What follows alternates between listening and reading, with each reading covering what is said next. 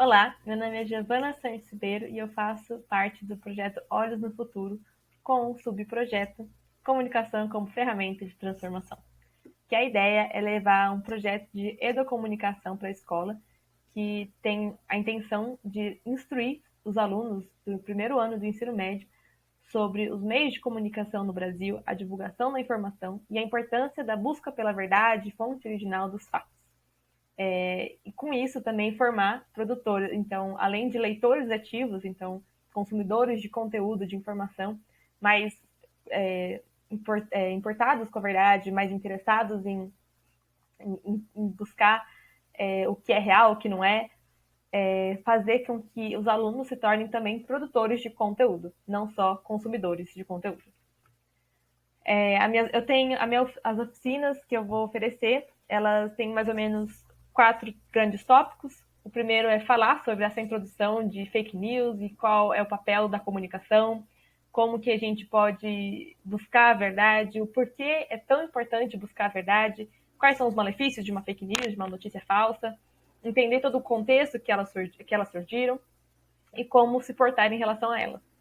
Em um segundo momento, a gente vai falar sobre fotografia, que é uma das grandes partes que pode, acredito, chamar a atenção dos alunos, porque é algo que eles têm contato diariamente com celular, com câmera, com computadores.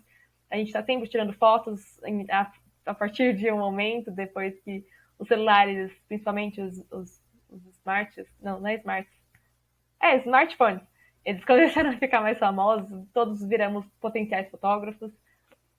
Como fazer entrevistas também, roteirizar uma entrevista, pensar em quem você vai entrevistar no seu roteiro, também vai ser um dos tópicos que a gente vai abordar. E, por fim, como redigir uma notícia, então, e como divulgá-la.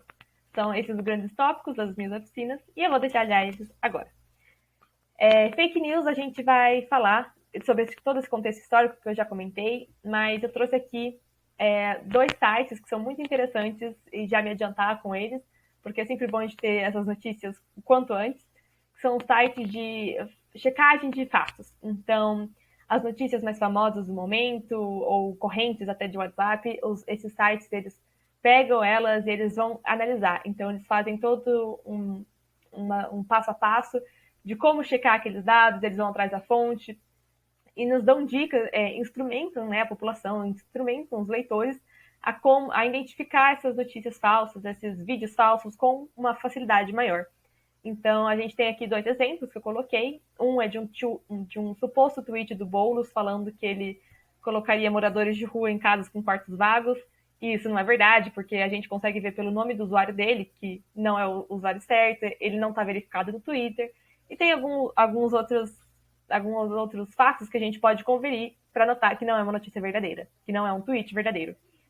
E aqui também eu coloquei o jogo, que é Aprendendo Jogando, esse é o meu subtítulo, que é um jogo de fact-checking, que é de checagem de dados, que eu acho que pode interessar, fazer os alunos se interessarem mais por esse assunto, fake news, que eu sei que é um assunto difícil, e inserir eles nesse debate e fazer com que eles entendam a dimensão que uma notícia falsa pode adquirir em um jogo, então em uma atividade mais dinâmica. Então, nas minhas outras oficinas de fotografia, depois desse momento de contextualização de fake news, do porquê é importante a gente estar produzindo conteúdos corretos e ler esses conteúdos, checar esses conteúdos, a gente vai começar a nossa produção. E para começar a produzir um conteúdo, fotografia é um dos passos que pode também agradar muitos alunos, já que eu imagino que o tempo todo eles devem estar tirando fotos, se eles têm esse acesso de celular, que eu espero que eles tenham, mas se eles não tiverem também, eu vou buscar levar outros equipamentos que preferencialmente vão poder ficar na escola, para que eles possam perpetuar esse conhecimento, perpetuar esse projeto de educomunicação, de divulgação, de produção de conteúdo. Mas, em primeiro momento, eu espero que eles tenham celulares, então eu não preciso me estender sobre outros equipamentos. Então, eu busco trabalhar com o celular porque eu acho que é uma ferramenta mais acessível, que a maior parte deles tenham, e eles podem levar para casa, eles podem levar isso para a vida deles. Então, sobre fotografia, a gente vai trabalhar sobre técnicas e dicas de enquadramento, de iluminação, de composição, para tirar fotos boas com o celular, especialmente. Como editar essas fotos com esse próprio aparelho ou com aplicativos abertos e gratuitos, dentro do celular ou de computadores, que a gente pode também usar o laboratório da própria escola. A gente também vai trabalhar esse conceito de fotografia como uma composição da notícia. Então, uma notícia não é só um texto, ela normalmente vem com uma fotografia, inclusive é o que chama muita atenção do leitor e faz ele querer ler, parar para ler aquela notícia, além da grande manchete, que a gente também vai falar. E entender a fotografia como um texto também, né? Um texto imagético, um texto, uma imagem que fala. E a gente vai fazer exercícios práticos também, obviamente, dentro da escola. Entrevistas, a gente vai trabalhar com os alunos a ideia de uma roteirização e de um preparo prévio para fazer uma entrevista de sucesso. Então, trabalhando esse principal mote, vamos dizer assim, que é ouvir, anotar e perguntar. Porque quando a gente entrevista alguém, a principal voz é daquele sujeito que está sendo entrevistado.